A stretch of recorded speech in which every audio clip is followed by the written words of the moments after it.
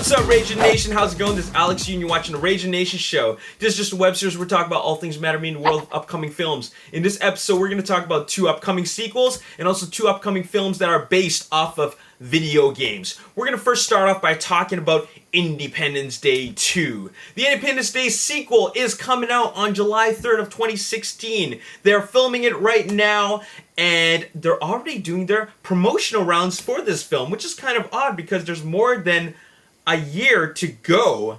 But what took place last week was Independence Day Live, and what it was an event where the director, Roland Emmerich, along with the cast of Independence Day 2, got together to have a Q&A session with a live audience. It was also filmed, and you can catch the video coverage for that event on YouTube. I'm going to leave you the link in the description box below. Now, what was revealed at the event was the official title for the sequel, and that is Independence Day Resurgence. That is the official name for the sequel to Independence Day. And what resurgence means, according to dictionary.com, is rising, or tending to rise again, reviving, renaissance.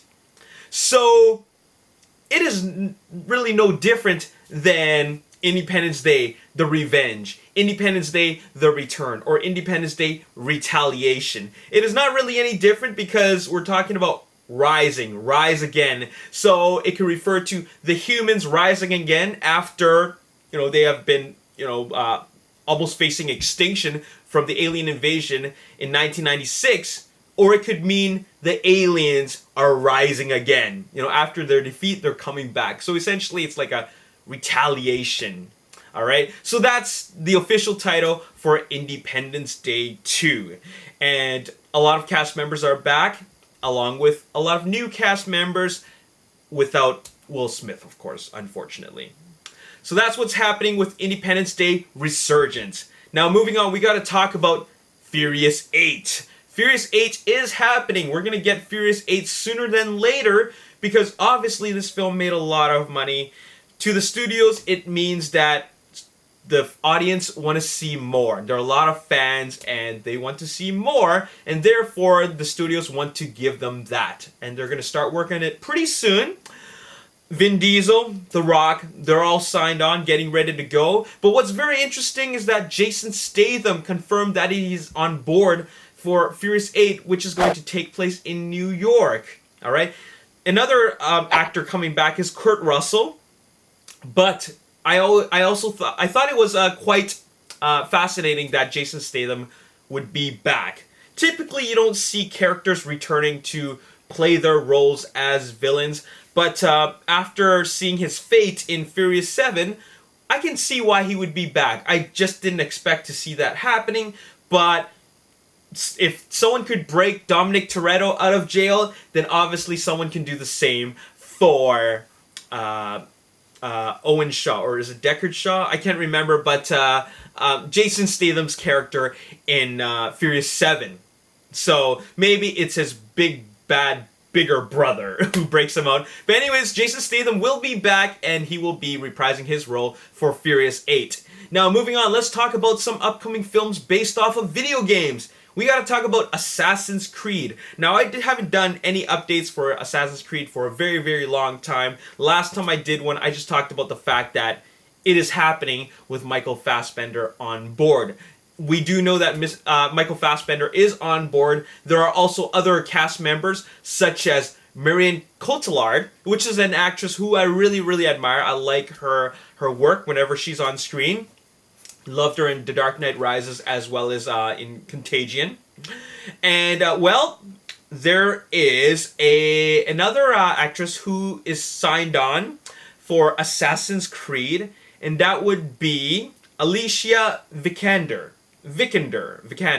She was in Ex Machina. She played the robot in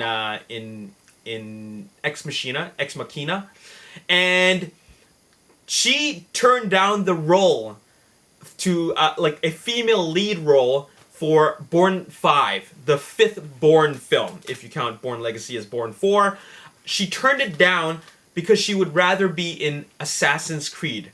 Perhaps she wanted to work with Michael Fassbender, and I don't blame her because Michael Fassbender is just a badass, but that is what's going on, alright? Now, speaking of Bourne 5, Julia Stiles will be back to reprise her role, but they now have a villain for Bourne 5, and that would be a villain played by Viggo Mortensen. We haven't seen Viggo Mortensen on the big screen for a very, very long time. It's great to see him back, and apparently he's going to be playing a villain. So he's going to be going head-to-head with Jason Bourne, played by Matt Damon. Alright?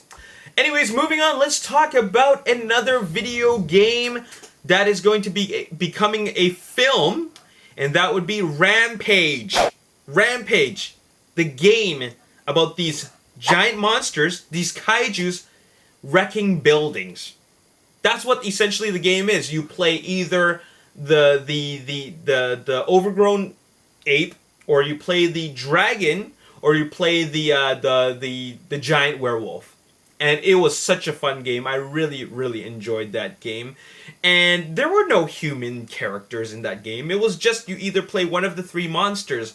But it looks like Warner Brothers wants to take that concept and wrap a hero element around it to have a story, to have a disaster story. And you know what happens in a disaster story? Well, you have humans who are trying to either survive the disaster or they're trying to prevent any more disaster to come from this disaster. Alright? So guess who we have playing the hero? That would be The Rock himself, Dwayne Johnson. Warner Brothers, or rather, my mistake, not Warner Brothers, but New Line Cinema. New Line Cinema is actually a sub-company of Warner Brothers. But anyways, New Line Cinema is going to be producing Rampage, the live-action film, with San Andreas producer Beau Flynn. Now, the reason why I think that this is happening like right away, like this news is happening at this moment, is because of a number of things. First of all, The Rock is on fire. Okay, he's in San Andreas, which was a success. He was in not Jurassic World, but the other film, Furious 7, which was also a huge success. Last year, Hercules was also quite a success for The Rock. So now, you know what? I think they're taking the popularity of The Rock along with disaster films and also along with the success of Jurassic World, because in a way, Jurassic World is kind of like a kaiju film in itself because there are dinosaurs, right? So they're taking that element and they're also taking the success of and the popularity of The Rock, putting that together, and now they're going to make a live-action film out of Rampage with a script written by nonstop writer Ryan Engel. So that is what's actually going to happen. And I can totally see this happening. What I mean by that is I can see the actual movie in my head. And that is, if you've already seen The Rock in San Andreas, imagine that, but instead of trying to rescue people from an earthquake and giant tsunamis, he's rescuing people from giant kaijus. 3 of them. A wolf, a dragon, or a Godzilla type monster, and also King Kong. Not necessarily King Kong, but an overgrown ape. Okay? So that's what's happening. And I'm just gonna throw this out there, and I'm pretty sure he's part of the military, or some sort of military leader, or maybe he was he finished his military his service, and then he reluctantly goes back into action because the military calls him back. The National Guard calls him back, telling him that we need you back. Because there's obviously a big thing going on. So it's kind of like Godzilla in a way. So that's what's happening. It's Godzilla, King Kong, and giant werewolf movie with The Rock in it.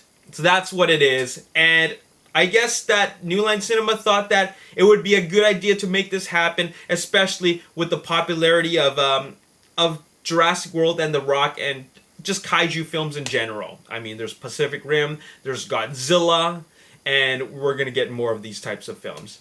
And there you have it. I mean, to be completely honest, first of all, I'm excited about an Assassin's Creed film, which they claim they're going to get the film done right. And also, I don't think you can really screw up a Rampage film. The only way you can screw it up is by putting very little kaiju screen time. Godzilla gave us just the bare minimum of kaiju screen time, and they managed to make that a decent film. But I think that if it was anything less, I think fans would be more disappointed than some of them already were. So, all they gotta do to make this film, Rampage, a success is give us a lot of kaiju. Just like in Jurassic World, put the humans aside for the big climatic battle and make them fight. Just like Ken Watanabe's character in Godzilla said, let them fight. So that's all they gotta do. If they just let them fight at the third act of the film, oh man, it's gonna be a monstrous good time. So that's all they gotta do to make this film a success. Use that formula and people will want to watch this movie. Alright? So there you have it. That's all I gotta say in this video. What do you guys think about anything that I've talked about? Let me know in the comment section below. How do you feel about a Rampage film actually being made? Do you think that Hollywood should just leave it alone? I personally think that there's potential for a great film if done right. And I've already suggested how it can be done right. But should it just stick to being a video game because video game films tend to suck? Or should they really try to make something out of this? Anyways, that's all I gotta say in this video. As always, if you enjoyed this video, hit the like button, subscribe to the YouTube channel, like me on Facebook, The Ragin Nation. Also follow me on Twitter, @RaginNation. My name is Alex Yu. Thanks for watching. I'll see you next time. Peace. That we might be seeing all three of them in the same film. Alright? And that's just a rumor from Latino Review. Latino Review is a very